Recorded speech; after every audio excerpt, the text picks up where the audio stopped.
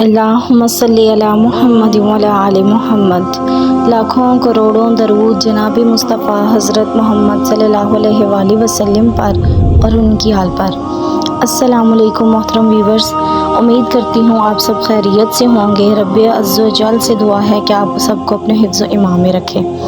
मोहतरम व्यूवर्स, आज की वीडियो बहुत इम्पोर्टेंट है। नमाज में दिल नहीं लगता, नमाज से सुकून नहीं मिलता, जबकि नमाज एक ऐसी इबादत है जो आपको ज़हनी और रूहानी दोनों सुकून अता करती है। तो हम नमाज भी पढ़ते हैं लेकिन हमें सुकून नहीं मिलता। इसी वीडियो में हमने आज बात करनी है। आपने वीडियो को स्किप नहीं करना, वीडियो को कंप्लीट वॉच करना है। वीडियो अच्छी लगे तो लाइक कर दें, चैनल पर नए हैं तो सब्सक्राइब कर लें। मोहतरम व्यूवर्स, पहली बात तो ये कि नमाज़ पढ़ने से सुकून मिलता है, लेकिन अगर हमें नहीं मिलता तो इसमें हमने नमाज़ पढ़ने में गलती की है। कहते हैं कि अगर नमाज़ पढ़ने से सुकून नहीं मिलता तो नमाज को सुकून से पढ़कर देखें।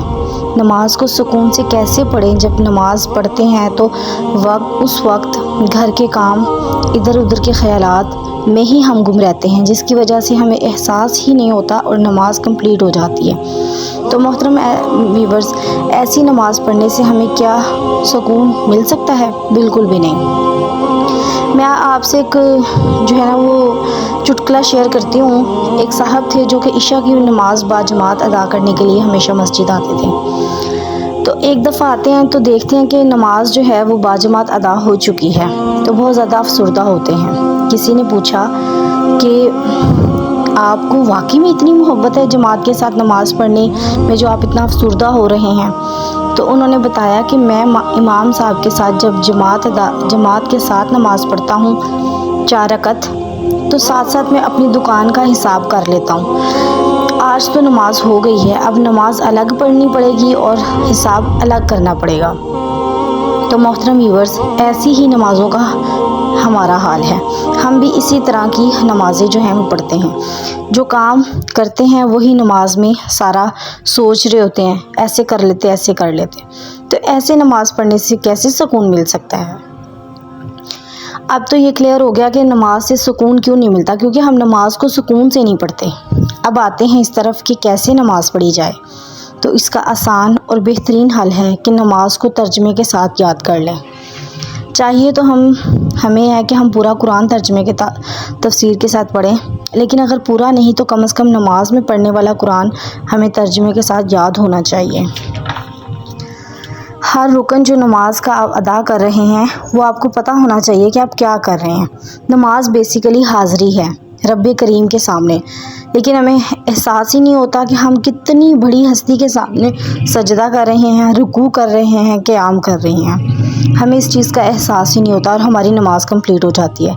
मिसाल के तौर पर, अगर आपकी कोई बहुत इंपॉर्टेंट फ़ाइल जो है ना वो किसी अफसर के सामने रखी हुई है और उसने आपको बुला लिया है, ठीक है, वो आपके साथ डिस्कस करेगा, जो आपकी सांसें रुकी हुई होंगी और इतने गौर से आप उसकी एक एक बात को सुनेंगे कि कोई भी वर्ड जो है वो मिस ना हो जाए। तो मोहतरम व्यूअर्स, जब हम नमाज़ पढ़े होते हैं तो हम अल्लाह के हजूर होते हैं, अल्लाह की पेशी में होते हैं, अल्लाह की हाज़िरी में होते हैं। तो हम वो ही रवैया क्यों नहीं अपना सकते जो किसी एक अफसर के सामने बैठे हुए होते हैं? नमाज के दौरान जब हम रब्बे करीम का ख्याल अपने दिल में रखेंगे तो आपको नमाज का सुकून मिलेगा। ऐसा हो ही नहीं सकता कि आप पूरी तवज्जो के साथ नमाज़ पढ़ें और नमाज का सुकून आपको ना मिले।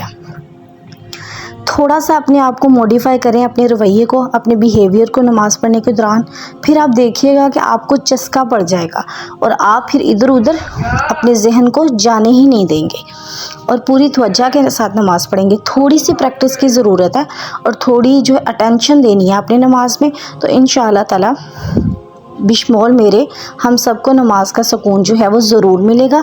और नमाज का सजदे का चस्का जो होता है ना, वो ज़िंदगी का बेहतरीन चस्का है। इससे बढ़ के मज़ा किसी चीज़ में नहीं है। अगर आपको सजदे का चस्का लग जाए, नमाज का चस्का लग जाए। मोहतरम व्यूअर्स, आज की वीडियो का इख्तिताम करती हूँ। उम्मीद करती हूँ आप सबको मेरी बातें अच्छी लगी होंगी। अगर वीडियो अच्छी लगी है तो लाइक कर दीजिए, चैनल पर नए हैं तो सब्सक्राइब कर लीजिए। अपनी बहन को दुआओं में याद रखिएगा। जज़ाकल्लाहु खैरन कसीरन।